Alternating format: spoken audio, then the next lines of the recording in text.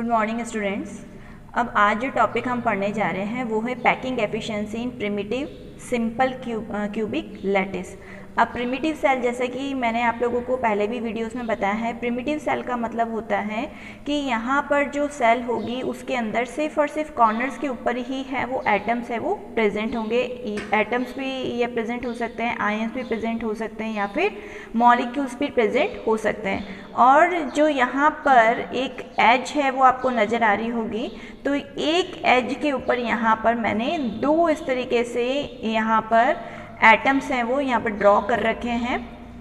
अब इन एटम्स के जो बीच वाली जो लाइन है ये हो गई यहाँ पर एज, और इस एज को हम यहाँ पर सपोज कर रहे हैं ए। जैसे कि वहाँ पर तीन होती हैं एजेस, ए, बी और सी। इस एज को मैं यहाँ पर नाम दे रही हूँ ए। अब अगर यहाँ पर ये दोनों को ज्वाइन कर रही है तो यहाँ से यहाँ की दूरी है आर, और यहाँ से यहाँ की दूरी भी हो गई आर। तो इस पूरे ए को हम क्या मान सकते हैं कि ये किसके इक्वल हो गया, यहाँ पर 2r के इक्वल हो गया। अब यहाँ पर a इक्वल्स टू हो गया 2r। और जैसा कि आप सब लोगों को पता होगा कि कोई भी अगर यूनिट सेल है, वहाँ पर क्यूबिक यूनिट सेल है, तो उसका जो वॉल्यूम है वो किसके इक्वल होता है, a क्यूब के, क्योंकि उसमें तीन एजेस होती हैं ए, बी और सी। तो वहाँ पर वॉल्यूम किसके इक्वल होगा, ए क्यूब के इक्वल होगा। अब यहाँ पर ए हमने थोड़ी देर पहले फाइंड किया कि वो इक्वल आ रहा है 2r के, तो यहाँ पर ए की जगह वैल्यू हमने पुट करी 2r। तो 2r का अगर हम क्यूब करेंगे तो कितना आ जाएगा, 8r क्यूब। ये मेरे पास में वैल्यू आ गई किसकी, वहाँ पर जो यूनिट सेल है, यहाँ पर क्यूबिक यूनिट सेल है, उसके अंदर वॉल्यूम की यहाँ पर वैल्यू आ गई।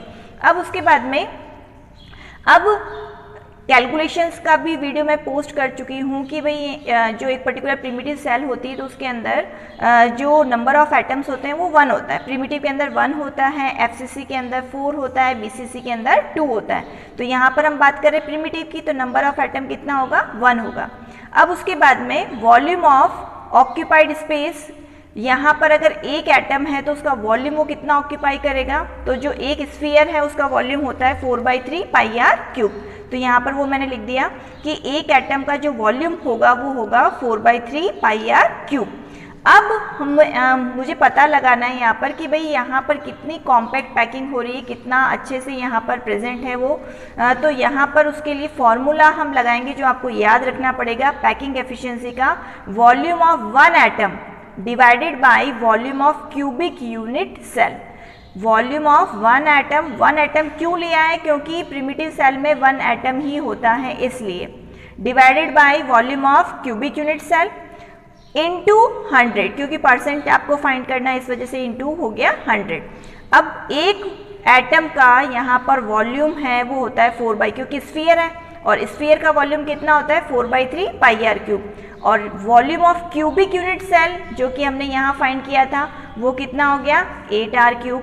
तो हमने यहाँ से उसको कैंसिल जो हो रहा था r से r क्यूब से r क्यूब कैंसिल हो गया, 4 से 8 है वो कैंसिल हो जाएगा, 2 आ जाएगा, और 3 to 2 कितना हो जाएगा 6। तो π/6 इंटू 100, तो आंसर हमारे पास में कितना आ जाएगा 52.36।